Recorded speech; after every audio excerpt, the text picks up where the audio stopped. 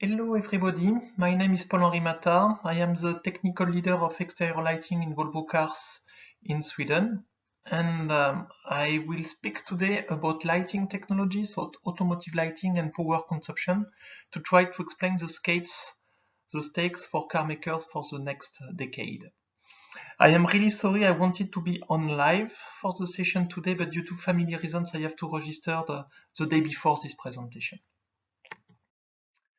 So first of all, I just would like to introduce Volvo Cars and the new strategy. So we explained in March 2021 that we will become a leader in the premium electric car market and plan to become a full electric company by 2030.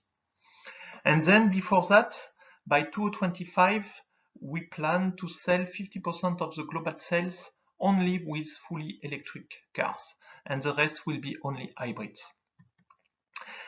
Then, to be able to propose only electrical cars and hybrid, we can see now that we have already 2 full battery electrical cars, and we will have in the next coming years 5 additional cars on the picture.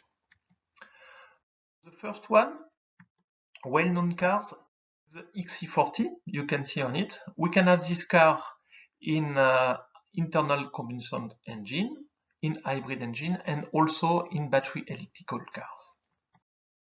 We have launched in March also, we have presented these C40 cars with a very nice sportback design, and you can see on this picture. When we see the lighting technology on this car, you can see that for the headlamp, for example, we have what we call the pixel technology. Then you can see a short video how it works. So we have 2 modules.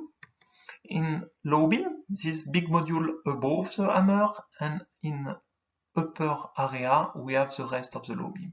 And then you can see in daytime running light and in position light the torch hammer, well known by all the Volvo cars. When we see what is this technology, indeed to be able to provide the light for the low beam and the high beam, we have 2 modules.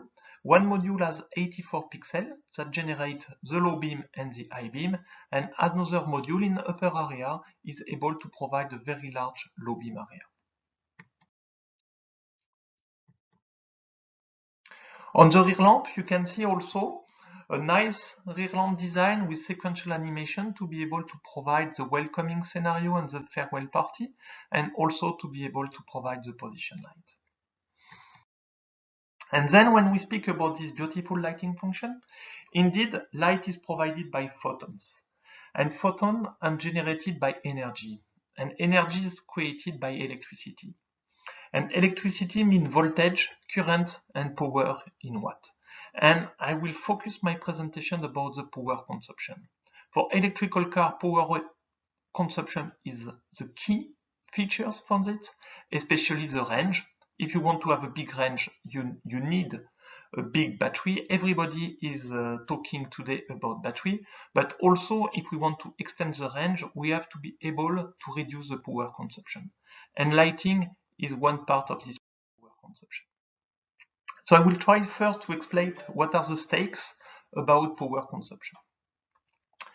You can see in this table a first synthesis about an average value of what is the power consumption and the relation between watt, CO2 emission for internal combustion engine, and watt-hour consumption and range for battery electrical car. First, you can see this picture, and this figures 1 watt equivalent to 0.02 gram CO2.